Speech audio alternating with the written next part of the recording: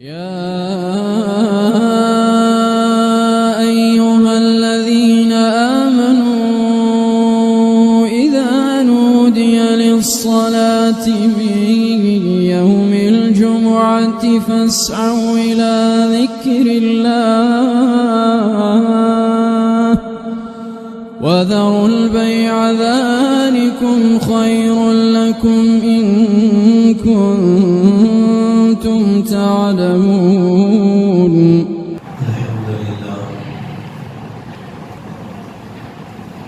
الحمد لله نحمده ونستعينه ونستغفره ونؤمن به ونتوكل عليه ونعوذ بالله من شرور انفسنا ومن سيئات اعمالنا من يهده الله فلا مضل له ومن يضلل فلا هادي له ونشهد ان لا اله الا الله وحده لا شريك له ونشهد أن سيدنا مولانا محمدا عبده ورسوله. قال الله تبارك وتعالى في القرآن المجيد والفرقان الحميد: أعوذ بالله من الشيطان الرجيم بسم الله الرحمن الرحيم. يا أيها الذين آمنوا إذا نودي للصلاة من يوم الجمعة فاسعوا إلى ذكر الله وذروا البيع ذلكم خير لكم إن كنتم تعلمون. صدق الله العلي العظيم. معزز سامعین کرام، محترم بزرگوں، عزیز نوجوان ساتھیوں، گزشتہ جمعہ کی باتیں شاید آپ حضرات کے ذہن میں ہیں۔ اللہ تبارک و تعالیٰ نے سال میں 12 مہینے بنائے اور ایک ہفتے کے 7 دن بنائے۔ ان مہینوں اور دنوں کے اندر اللہ تبارک و تعالیٰ نے بعض مہینوں کو شرف عطا کیا، بزرگی عطا فرمائی، اور مہینوں کی عظمت اللہ تبارک و تعالیٰ نے بڑھا دی۔ اسی طرح دنوں میں ایک دن یوم جمعہ ہے، جمعہ کا دن اللہ تبارک و تعالیٰ نے اسے سید الایام قرار دیا، یعنی جتنے دن ہیں ان 7 دنوں کا سردار ہے یوم جمعہ۔ اور یہ حدیث میں اللہ کے نبی صلی اللہ علیہ وسلم نے جمعہ کے دن کو عید المومنین قرار دیا۔ یہ جمعہ کا دن مسلمانوں کے لیے عید کا سا دن ہے۔ اس کے بہت سارے احکامات ہیں، فضائل ہیں، اس میں عبادت کرنے والوں کا ثواب اللہ کے یہاں بہت زیادہ ہے۔ کیا کیا کرنا ہے جمعہ کے دن، کتنی اس کی عظمت ہے، اس کے تعلق سے کچھ باتیں گزشتہ جمعہ آپ حضرات کے سامنے رکھی گئی اور بتایا گیا کہ اللہ تبارک و تعالیٰ کے نگاہ میں جمعہ کا دن کتنی عظمت والا دن ہے۔ اور یہ بھی بتایا گیا کہ آج ہم نے اس دن کو کتنا لاپرواہی کے ساتھ گزارنا شروع کر دیا ہے۔ تو دوستو، یہ جمعہ کا دن ہمارے لیے، جیسے کہ نبی صلی اللہ علیہ وسلم نے فرمایا کہ یہ ہمارے لیے عید کا ایک دن ہے۔ کبھی آپ کے ذہن کے اندر بات آئی ہو یا پھر آج آ جائے آپ کے ذہن میں کہ آخر اس جمعہ میں ایسی کیا بات ہے جس کی وجہ سے اللہ تبارک و تعالیٰ نے جمعہ کے لیے الگ سے احکامات دیے؟ عام نمازوں کے پڑھنے کا بھی حکم دیا، نمازوں کے چھوڑنے پر گناہ کا ذکر بھی ہوا، لیکن جمعہ کی نماز میں اور عام دوسری نمازوں میں بہت زیادہ فرق بتایا۔ عام نمازوں کے لیے حکم یہ ہے کہ بھائی جب اذان کی آواز سنو تو نماز پڑھو۔ نماز کے لیے ایک وقت بتایا گیا، فجر کی نماز کا یہ ٹائم شروع ہوتا ہے اور اس کا ختم کا ٹائم یہ ہے۔ ظہر کی نماز کا یہاں سے ٹائم شروع ہوتا ہے، اتنے بجے تک ظہر کی نماز کا ٹائم رہتا ہے۔ عصر کی نماز کا ایک ٹائم شروع کا ہے، یہ ختم کا ہے۔ مغرب کی نماز، عشاء کی نماز کا بھی ایک ٹائم شروع کا ہے اور ایک ٹائم ختم کا ہے۔ اسٹارٹنگ اور اینڈنگ ٹائم بتایا ہے۔ ان اوقات میں آدمی نماز پڑھ لے فرض ادا ہو جائے گا. باقی نمازوں میں ظہر کی نماز بعض مسجدوں میں 1:15 بجے ہوتی ہے، 1:30 بجے ہوتی ہے، 2 بجے ہوتی ہے، 2:30 بجے ہوتی ہے، یا پھر انسان کا اگر ٹائم چک جائے 3 ساڑھے 3 نماز قضا نہیں ہوتی ظہر کی، پڑھ لے ادا ہو جاتی ہے. ہر نماز کے لیے اللہ تبارک و تعالیٰ نے ٹائم بتایا کہ بھئی یہ اس کا اسٹارٹنگ ٹائم ہے اور یہ اس کا اینڈنگ ٹائم ہے. اس کے درمیان میں جس بندے کو جہاں جیسی سہولت ہو وہ نماز پڑھ لے، نماز پڑھنے سے اس کی نماز ادا ہو جاتی ہے.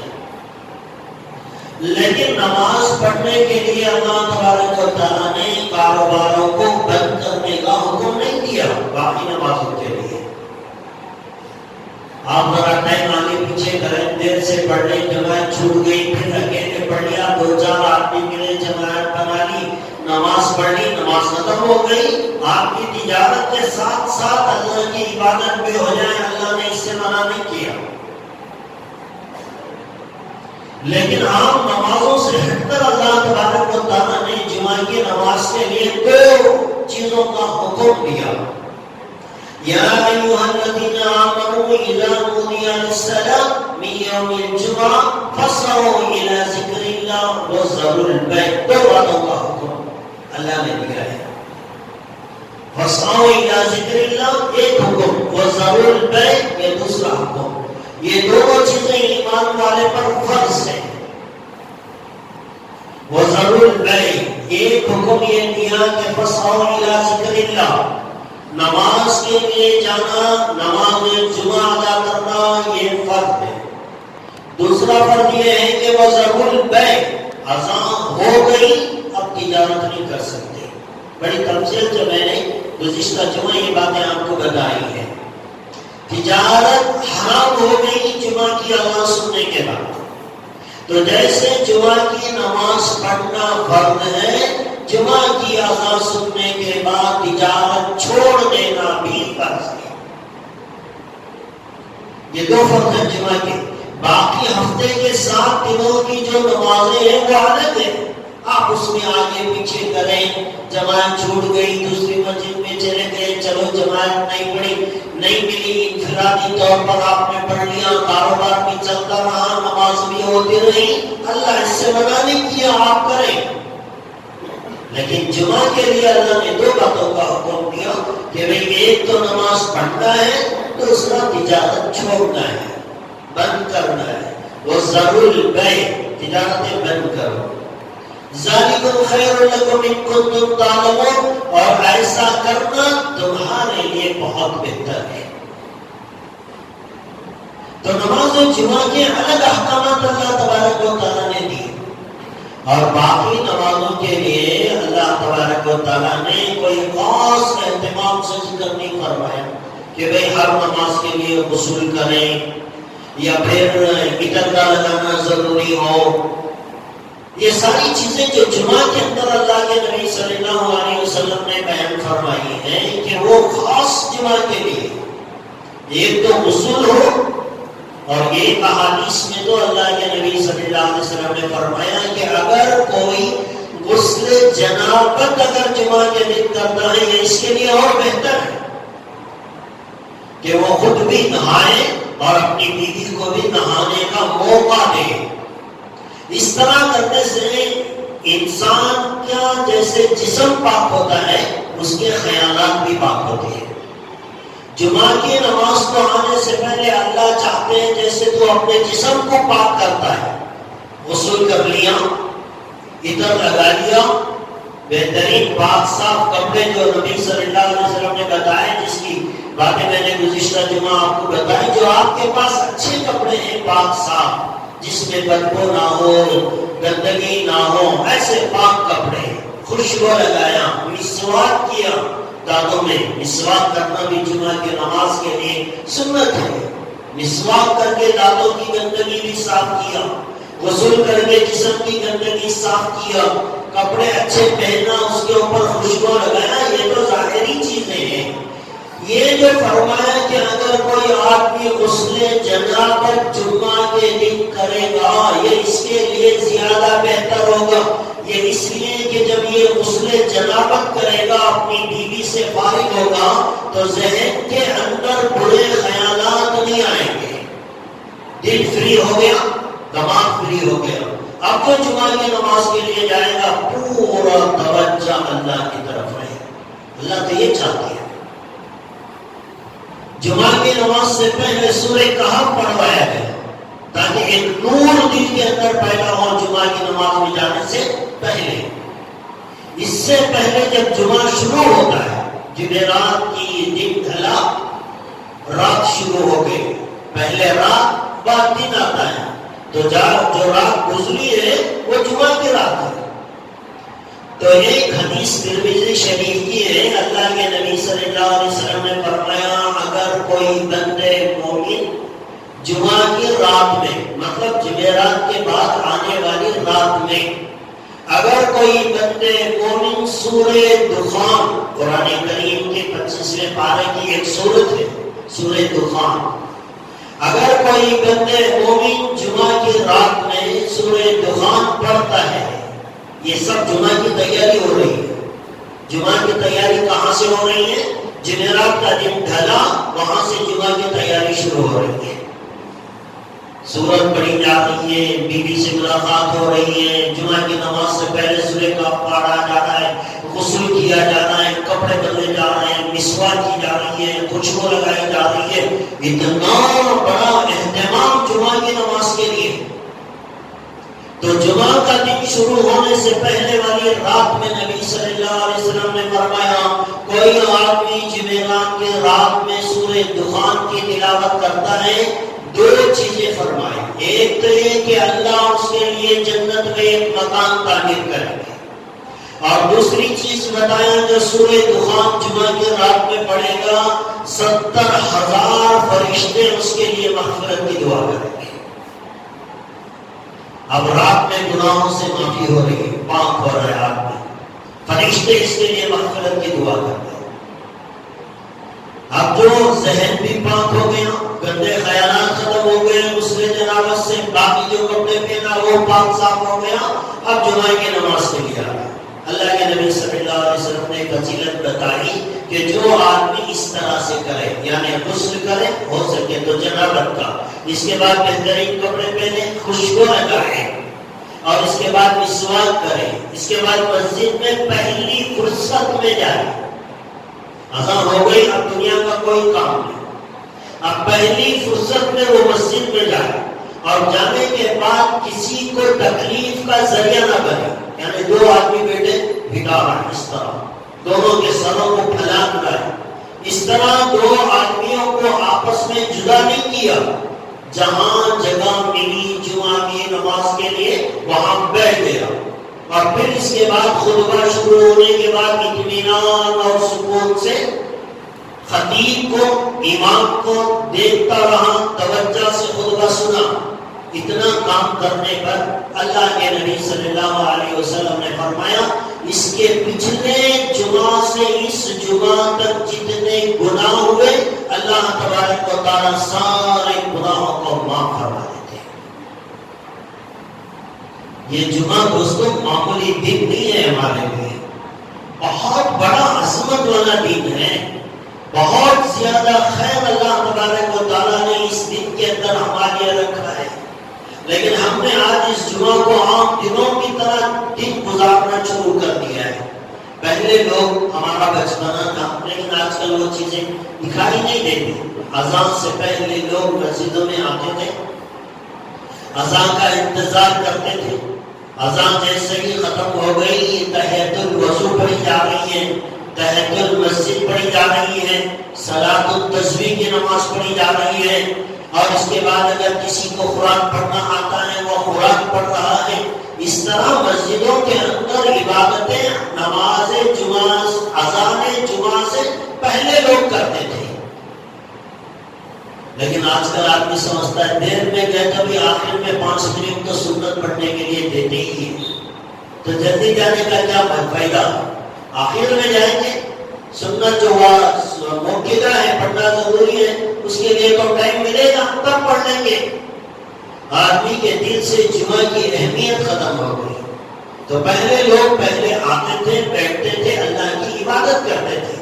اس طرح یہ جمعہ کی نماز اور جمعہ کا اہتمام اللہ تبارک و تعالیٰ نے ہم لوگوں کو بتایا. کیا کبھی آپ کے ذہن کے اندر یہ بات آئی کہ بھئی ایسی کیا بات ہے جمعہ کے لیے جو اللہ تبارک و تعالیٰ ہمارے سے اتنا اہتمام کر کے 2 رکعت نماز پڑھواتے ہیں؟ 2 ہی تو رکعت نماز ہوتی ہے جمعہ کی فرض امام کے پیچھے، لیکن اس کے لیے اتنی تیاریاں، تجارت چھوڑنے کا حکم، یہ کرو یہ کرو یہ کرو، یہ سارا اہتمام اللہ تبارک و تعالیٰ کیوں کروا رہے ہیں؟ اللہ چاہتے ہیں کہ جمعہ کے فضیلت جو اللہ کی نگاہ میں ہے وہ سب مسلمانوں کو ملے. اسی لیے اللہ کے نبی صلی اللہ علیہ وسلم نے فرمایا جمعہ کے دن ایک گھڑی ایسی اللہ نے رکھی ہے جس گھڑی کے اندر اگر بندہ دعا مانگے گا اللہ تبارک و تعالیٰ اس کی دعا کو ضرور قبول کرتے ہیں. قبولیت کی ایک گھڑی پورے جمعہ کے اندر ایک وقت میں اللہ نے رکھی ہے، لیکن اسے چھپا دیے. یہ اس لیے چھپا دی تاکہ پورا دن میرے بندے کا عبادت میں گزرے، تلاش میں گزرے، میری طرف متوجہ ہو کر گزرے. بتا دیا جاتا صرف وہ ٹائم پر اگر آدمی دعا مانگ لیتا، چھپا دیا، تلاش کرنے کا حکم دیا. اب صبح سے لے کر شام تک آدمی تلاش کر رہا ہے، شاید اس موقع پر ہو، شاید عصر کے بعد ہو، چاہے عصر سے پہلے ہو، جمعہ کی فرض نماز کے بعد ہو، یا اذان کے بعد نماز سے پہلے ہو. آدمی دعاؤں پہ دعائیں کرتا چلا جاتا ہے. اللہ چاہتے ہیں میرا بندہ اس دن سے پورا پورا پیدا ہوتا ہے. تو دوستو یہ جمعہ کی اتنی تیاری جو کروائی ہے اس کے پیچھے ایک مقصد ہے. یہ ایسے ہی نہیں کروائی جا رہی، اس کے پیچھے ایک مقصد ہے. اللہ کے نبی صلی اللہ علیہ وسلم کے پاس ایک مرتبہ جبرائیل علیہ السلام تشریف لائے. حضرت جبرائیل علیہ السلام کے ہاتھ میں ایک آئینہ تھا، سفید بالکل صاف شفاف ایک آئینہ تھا، اور اس آئینے کو اللہ کے نبی صلی اللہ علیہ وسلم کو حضرت جبرائیل علیہ السلام نے دکھایا. اور اس آئینے کے درمیان میں بیچوں بیچ میں ایک سیاہ نقطہ تھا. حضرت جبرائیل علیہ السلام سے اللہ کے نبی صلی اللہ علیہ وسلم نے پوچھا ہے جبرائیل یہ سیاہ نقطہ اور یہ آئینہ کیا ہے؟ حضرت جبرائیل علیہ السلام نے فرمایا ہے اللہ کے نبی یہ آئینہ یہ جنت کی مثال ہے، اور اس کے درمیان میں جو کالا نقطہ ہے یہ میدان مزید ہے. یہ میدان مزید یہ کیا ہے؟ اللہ کے نبی صلی اللہ علیہ وسلم نے پوچھا یہ میدان مزید کیا ہے؟ تو حضرت جبرائیل علیہ السلام نے اس میدان مزید کی تفصیل بیان کی اور یوں کہا ہے میرے نبی اے اللہ کے رسول صلی اللہ علیہ وسلم یہ میدان مزید ایک بہت بڑا میدان ہے، اور اتنا بڑا میدان ہے، اتنا بڑا میدان ہے کہ میں ہزاروں سال سے اس میدان کے چکر لگا رہا ہوں لیکن آج تک مجھے اس کا کنارہ نہیں ملا ہے. اتنا بڑا میدان، اور اس میدان کی خصوصیت یہ ہے کہ وہاں کی ہر چیز سفید ہے، ہر چیز سفید ہے. وہاں کے پتھر سفید ہے، اس میدان کا گھاس سفید ہے، وہاں جو اس میدان کے اندر جتنی چیزیں ہیں وہ سب کے سب سفید ہیں. یہ میدان کیوں بنایا گیا؟ تو پھر اس کی تفصیل حضرت جبرائیل علیہ السلام نے ہمارے نبی صلی اللہ علیہ وسلم کو بتائی کہ یہ میدان مزید کیا ہے، یہ جنت میں کیا پروگرام کرنے کے لیے اللہ تبارک و تعالیٰ نے اس میدان مزید کو انتخاب فرمایا ہے. فرمایا کہ جب قیامت کے دن فیصلے ہو جائیں گے انسانوں کے تو پھر اللہ تبارک و تعالیٰ جنتیوں کو جنت میں بھیج دیں گے، جہنمی کافر لوگ فاسق لوگ جہنم میں چلے جائیں گے. اللہ تبارک و تعالیٰ بے شمار نعمتیں جنت میں انسانوں کو مسلمانوں کو عطا کریں گے. ایسی نعمتیں جس کے بارے میں خود اللہ کے رسول صلی اللہ علیہ وسلم نے بتایا کہ ایسی نعمتیں جس کے بارے میں نہ تو کسی آنکھ نے دیکھا، نہ کسی کے کانوں نے سنا، نہ کسی کے دل اور دماغ کے اندر اس کا تصور آیا۔ ایک آدمی ایک محل کے بارے میں سوچ سکتا ہے، ایک پلان بنا سکتا ہے، ایک خیالی پلاؤ پکا سکتا ہے کہ محل اس طرح سے ہوگا، باغات اس طرح سے ہوں گے، نہریں اس طرح سے ہوں گے، وہاں کے کھانے اس طرح سے ہوں گے، یہ انسان سوچ سکتا ہے۔ اور ایک بات میں آپ کو بتاؤں، دنیا میں اللہ نے جتنے کھانے پینے عیش و آرام کی چیزیں ہم لوگوں کو دی ہیں، یہ سب جنت کے چیزوں کا ایک چھوٹا سا سیمپل بتانے کے لیے اللہ تبارک و تعالیٰ نے دی ہے۔ انار دنیا میں اللہ نے بنایا دیا ہے، لیکن انار ہی نہ ہوتا دنیا کے اندر اور اس سے کہا جاتا ہے کہ بھئی جنت میں انار ملے گا، تصور کچھ بھی نہیں ہوتا، اسے سمجھ میں نہیں آتا کہ بھئی انار کس چڑیا کا نام ہے، لیکن انار ایک سیمپل اللہ نے دیا تھا کہ جنت کی نعمتوں کا ایک چھوٹا سا اندازہ تمہارے ذہنوں میں بیٹھ سکے۔ مرد کے لیے، عورت کے لیے، مرد اللہ تبارک و تعالیٰ نے پیدا کی اور ان کی ضرورتیں ان سے ایک دوسرے سے جوڑ دی، یہ جو ضرورتیں بھی پوری ہوتی ہیں، یہ جنت کا ایک چھوٹا سا سیمپل ہے، چھوٹا سا سیمپل۔ دنیا کے اندر جتنی نعمتیں مزیدار سے مزیدار انجوائے کرنے کے اعتبار سے جتنی اعلیٰ قسم کی چیزیں ہو سکتی ہیں، وہ سب اللہ نے صرف اس لیے دی کہ اس سے تھوڑا سا اندازہ تم جنت کا لگا لو۔ آم ملے گا، آم دنیا میں اللہ نے بنایا تاکہ کچھ تو محسوس ہو، انار بنائے، سیب بنائے، عورت بنائی، حسن بنایا، خوبصورتی بنائی، کپڑے بنائے تاکہ وہاں کے لباس کا کچھ اندازہ ہو سکے۔ دنیا کی ہر نعمت صرف ایک، اسے مثال تو نہیں دی جا سکتی، ایک انسان کے دماغ میں نقشہ بیٹھنے کے لیے اللہ نے یہ چیز بنائی۔ تو جنت اور دنیا کی نعمتوں میں زمین و آسمان کا فرق ہے، یہ انسان سوچ بھی نہیں سکتا۔ ایسی نعمتیں اللہ تبارک و تعالیٰ نے جنت کے اندر رکھی ہیں۔ ایک آدمی بڑے سے بڑا کروڑ پتی ایک دعوت کرے، کتنی ڈشیں ہوں گی اس کے دسترخوان پر؟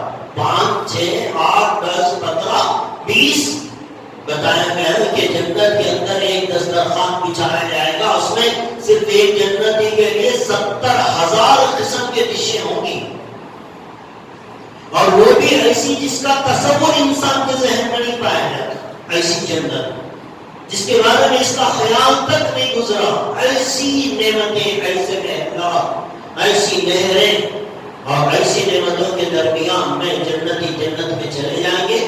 ایک تھوڑا عرصہ گزرے گا، اللہ تبارک و تعالیٰ ان جنتیوں سے ایک فرشتے کے ذریعے سے کہلائیں گے کہ اے جنتیوں، بتاؤ اللہ نے جن چیزوں کا وعدہ تم سے کیا تھا وہ ساری ہو گئی؟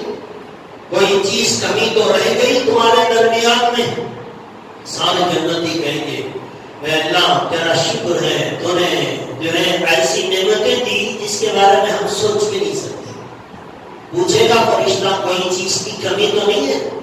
جیسے مہمان کی مہمان نوازی کرنے والا میزبان کھاتے ہوئے انسان کو آ کر پوچھ لیتا ہے کوئی چیز کی کمی تو نہیں ہے، کسی چیز کو لا کر تو نہ دوں؟ اللہ بھی فرشتے کے ذریعے سے پوچھیں گے کہ اے جنتیوں، کسی چیز کی کمی تو نہیں رہ گئی؟ سارے جنتی کہیں گے نہیں نہیں، سب چیزیں مل گئی، سب چیزیں مل گئی۔ اب اس کے اندر جب اللہ بار بار پوچھیں گے کچھ تو بتاؤ، کسی چیز کی تو کمی ہوگی، کچھ تو تمہیں دل کے اندر خیالات ہوں گے، کوئی بھی چیز ہو مانگو، آج اللہ تمہاری ہر نعمت، ہر خواہش تمہاری پوری کرے گا۔ تو بعض اس میں سے کہیں گے کہ اللہ تو ہمارے سے راضی ہو جا، خوش ہو جا۔ تو اللہ کہیں گے میں تمہارے سے راضی تھا تبھی تو یہ جنت میں نے تمہیں دی ہے، اگر ناراض ہوتا تو جہنم کے گڑھے میں ہوتے۔ جنت میں دیا ہی اس لیے جگاؤں تاکہ میں تمہارے سے راضی ہوں۔ تو پھر سارے جنتی آپس میں مشورہ کریں گے کہ کیا کرنا ہے۔ حدیث میں آیا کہ سارے جنتی علماء سے رجوع کریں گے، پاس آئیں گے اور آ کر کہیں گے کہ بھئی اللہ بار بار پوچھ رہے کسی چیز کی کمی تو نہیں، کمی تو نہیں، کوئی چیز ہے کیا جنت میں جس کی کمی ہم محسوس کر رہے ہیں؟ تو سارے علماء جنتیوں کو سمجھائیں گے کہ جنت میں ہر چیز مل گئی لیکن ایک چیز کی کمی تو ابھی باقی ہے۔ سارے جنتی کہیں گے کیا ہے؟ تو علماء وہاں کے جنتیوں کو بتائیں گے کہ دیکھو اللہ سے درخواست کرو، اے اللہ تیری ہر نعمت کو ہم نے پا لیا، دیکھ لیا، عیش کر لیا، مزے کر لیے، اور میں آپ کو بتاؤں جنت میں جو نعمتیں ملیں گی نا، یہاں انسان کھاتا ہے پیٹ بھرنے کے لیے، بھوک مٹانے کے لیے، لیکن وہاں جو کھائے گا بھوک کی وجہ سے نہیں، وہ صرف عیش کرنے کے لیے کھائے گا۔ 70,000 ڈشیں کھا جائے گا، ایک ڈکار نکلے گی زبان سے، خوشبو باہر نکلے گی، ساری جنت معطر ہو جائے گی اس کی ڈکار سے، 70,000 ڈشیں جو کھائیں وہ سب کی سب ہضم ہو جائے گی۔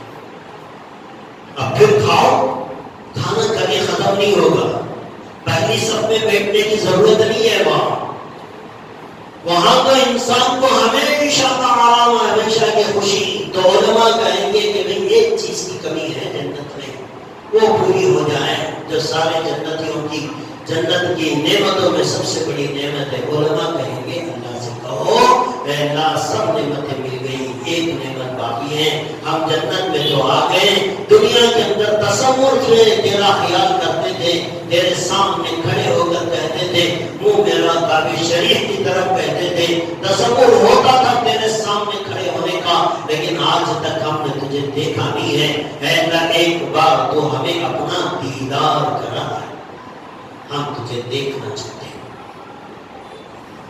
تو پھر اللہ تبارک و تعالیٰ ان جنتیوں کی بات کو، خواہش کو پورا کرنے کے لیے ایک جنت ہے، جنت عدن۔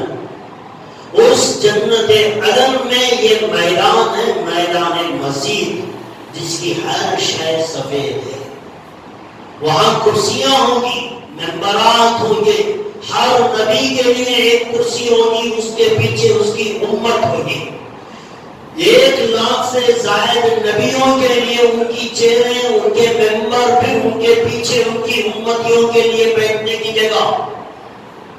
یہ اللہ تبارک و تعالیٰ میدان مزید کو فرشتوں کے ذریعے سے سجائیں گے اور سارے جنتیوں سے کہیں گے کہ بھئی جنت عدن میں میدان مزید میں جمع ہو جائے۔ ہر جنتی سواری پر سوار ہو کر وہ ان کی سواریاں ہواؤں میں اڑتی ہوئی آئیں گی، اور آ کر میدان مزید میں انہوں کی چائے، انہوں کی جگہ متعین ہوگی، تلاش کرنے کی ضرورت نہیں پڑے گی، وہ اپنی جگہ پر جا کر بیٹھ جائیں گے۔ پھر اللہ تبارک و تعالیٰ اپنا دیدار کرانے کا اہتمام شروع کریں گے۔ دنیا کے اندر کوئی بھی آدمی اللہ کا دیدار نہیں کر سکتا، انسان کی آنکھوں میں اتنی طاقت ہے ہی نہیں کہ وہ اللہ کو دیکھ سکے۔ انسان ہو، ولی ہو، قطب ہو، ابدال ہو، خواجہ ہو، صحابی ہو، نبی ہو، دنیا کے اندر کوئی اللہ کا دیدار نہیں کر سکتا۔ آپ جانتے ہیں حضرت موسیٰ علیہ السلام نے درخواست کی تھی، کلیم اللہ کے اللہ سے بات کرتے تھے، جس سے بات ہوتی ہے اس سے ملنے کا شوق پیدا ہوتا ہے، یہ انسان کی فطرت ہے۔ ایک آدمی سے آپ فون میں، آن لائن میں کنیکٹ ہو جائے، پھر آپ کے دل میں خواہش ہوگی کبھی ڈائریکٹ فیس ٹو فیس بات کریں، ملاقات کریں۔ تو حضرت موسیٰ علیہ السلام آواز کو سنتے تھے اللہ کی، بات چیت تو ہوتی تھی لیکن اللہ کو دیکھا نہیں تھا، لیکن بات چیت کے اندر خیال پیدا ہوا ان کا کہ جب میں اللہ کی بات سن سکتا ہوں تو ایک مرتبہ اللہ کا دیدار بھی کر لوں۔ حضرت موسیٰ علیہ السلام نے دعا کی کہ اللہ میں تجھے دیکھنا چاہتا ہوں۔ اللہ تبارک و تعالیٰ نے کہا ہے موسیٰ جانتا ہوں تم کلیم اللہ ہو، مجھ سے بات کرتے ہو، میں نے یہ شرط کسی اور نبی کو نہیں دیا، تم پہلے نبی جو مجھ سے ڈائریکٹ بات کرتے ہو، لیکن تمہاری یہ دنیا کی آنکھیں میں اتنی طاقت نہیں کہ وہ میرے دیدار کا برداشت کر سکے. حضرت موسیٰ نے بہت ریکویسٹ کی, اصرار کیا, نہیں اے اللہ تو دکھا دے, میں برداشت کر لوں گا, تھوڑی سی ایک جھلک میں تیری دیکھنا چاہتا ہوں. حضرت موسیٰ سے اللہ نے کہا وہ دیکھ رہے ہو سامنے پہاڑ ہے, تم اس پہاڑ کو دیکھتے رہنا, میں اپنے نور کی ایک چھوٹی سی تجلی وہاں اتاروں گا, اگر تمہارے آنکھوں میں دیکھنے کی طاقت ہو اور تم برداشت کر سکو تو دیکھ لینا مجھے. اللہ تبارک و تعالیٰ نے اپنی ایک جھلک اتاری, وہ ابھی پہاڑ پہ گری, اس سے پہلے حضرت موسیٰ بے ہوش ہو کر گر گئے. جب ہوش آیا تو انہوں نے توبہ کی, تو گویا معلوم ہوا کہ بھئی دنیا کے اندر کوئی نبی بھی اللہ کا دیدار نہیں کر سکتا, اللہ کو دیکھ نہیں سکتا. دیکھنے والی آنکھیں اللہ نے دنیا میں انسانوں کی بنایا ہی نہیں ہے.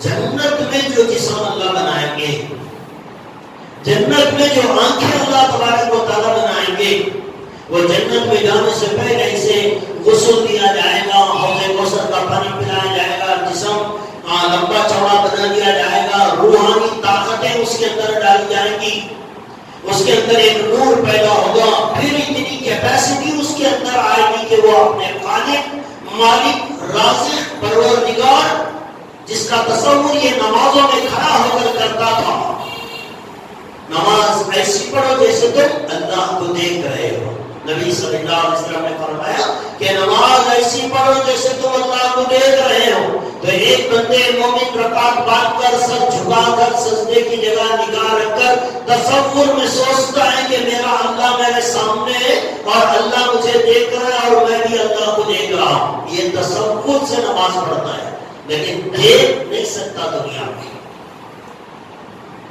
تو اللہ تبارک و تعالیٰ جنتیوں سے کہیں گے کہ آ جاؤ میدان مسجد میں, سب آ جائیں گے. اب پورے جب جمع ہو گئے تو درمیان میں ایک کرسی ہوگی. اللہ تبارک و تعالیٰ جسم سے پاک ہے, اللہ کی ذات کیا ہے وہ تو انشاءاللہ ہم جنت میں, جنت عدن میں, میدان مسجد میں انشاءاللہ اللہ کا دیدار کریں گے. وہ تو تب جا کر پتہ چلے گا کہ اللہ کی ذات کیا ہے. اب اللہ تبارک و تعالیٰ چہروں کے درمیان میں 70,000 حجابات ہوں گے بندے اور پروردگار کے درمیان میں. اب اللہ تبارک و تعالیٰ حضرت داؤد کو بلائیں گے.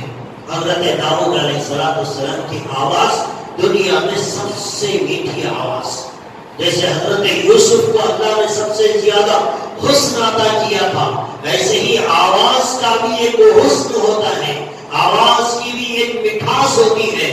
اللہ تبارک و تعالیٰ نے حضرت داؤد کو وہ مٹھاس دی تھی. اب حضرت داؤد سے کہا جائے گا کہ اب میرا کلام پڑھ کر ان جنتیوں کو سناؤ. حضرت داؤد جب تک دنیا میں تھے وہ کتاب پڑھتے تھے اللہ کی, تو اتنا تاثر تھا ان کے پڑھنے میں کہ آسمان پہ اڑنے والے پرندے رک جاتے تھے, ان کے آ کر جسم پر بیٹھ جاتے تھے پرندے, ان پہ سبتا داری ہو جاتا تھا. ایسی میٹھی سریلی آواز حضرت داؤد کی. تو حضرت داؤد پڑھیں گے, جنتیوں پہ ایک نشہ چڑھے گا, اس آواز سے مدہوش ہوتے رہیں گے, اللہ کے تصور میں کھوتے چلے جائیں گے. پھر اللہ تبارک و تعالیٰ ان جنتیوں کو سب کے لیے شراب طہورہ پلائیں گے. وہ دنیا کی شراب نہیں ہوگی جس سے انسان کے ہونٹ اڑ جائیں, یہ وہ شراب طہورہ ہوگی جس کے پینے سے انسان کی ایمانی طاقت بڑھتی چلی جائے گی, انسان کے اندر نور بڑھتا چلا جائے گا. اس کے ذریعے سے اللہ کے دیدار کو برداشت کرنے کی طاقت اس جنتی کے اندر پیدا کی جائے گی. حضرت داؤد نے کلام سنایا, سب کے اوپر ایک عجیب قسم کی کیفیت طاری ہو جائے گی. پھر اللہ تبارک و تعالیٰ بندوں سے کہیں گے میرا دیدار کے شوق میں یہاں آنے والے میرے جنتیوں, آپ نے میرے ایک نبی کی آواز سنی, اس سے بھی میٹھی آواز میں کچھ سننا پسند کریں گے؟ ایسی مہمان نوازی دنیا میں کون کر سکتا ہے؟ تھوڑا سا دنیا میں اللہ کی بات مان لو, پھر اللہ وہ اکرام کر کے دکھائیں گے کہ دنیا میں کوئی میزبان ایسا اکرام نہیں کیا ہوگا۔ اللہ جنتیوں سے کہیں گے اس سے بھی اچھی آواز میں کچھ سننا پسند کرو گے؟ جنتی اس سے بھی اچھی آواز، اس سے بھی اچھی آواز کس کی ہوگی؟ تو اللہ تبارک و تعالیٰ کہیں گے کہ اب آپ کے سامنے میرا آخری نبی حضرت محمد رسول اللہ صلی اللہ علیہ وسلم میرے کلام کی تلاوت کریں گے، وہ حضرت داؤد کی آواز سے بھی زیادہ میٹھی آواز ہوگی۔ اب پھر حضرت داؤد کے بعد اللہ کے نبی قرآن کریم کی تلاوت کریں گے اور یہاں 70,000 نور کے حجابات اٹھتے چلے جائیں گے، اٹھتے چلے جائیں گے۔ جب اللہ کے نبی کی تلاوت ختم ہوگی، یہ حجابات ختم ہو جائیں گے، پھر اللہ تبارک و تعالیٰ کہیں گے اس سے بھی آگے کچھ اور آواز اور دیدار اور مٹھاس اور مدہوش کرنے والی چیزیں آپ دیکھنا اور سننا پسند کریں گے۔ تو بندے کہیں گے یقیناً اگر اس سے بھی بڑی آواز، اس سے بھی اچھا نشان آنے والی اگر کوئی چیز ہے تو آپ ہمیں ضرور بتائیں۔ تو پھر اللہ تبارک و تعالیٰ کے وہ نور کے حجابات اٹھتے چلے جائیں گے، سارے حجابات ختم ہو جائیں گے، اللہ کا بندہ ہوگا، سامنے اللہ کا دیدار ہوگا اور اللہ کہیں گے تم نے تو میرے نبیوں سے کلام سنا تھا، آج میں جنت میں تمہیں اپنا کلام میں خود پڑھ کر سناؤں گا۔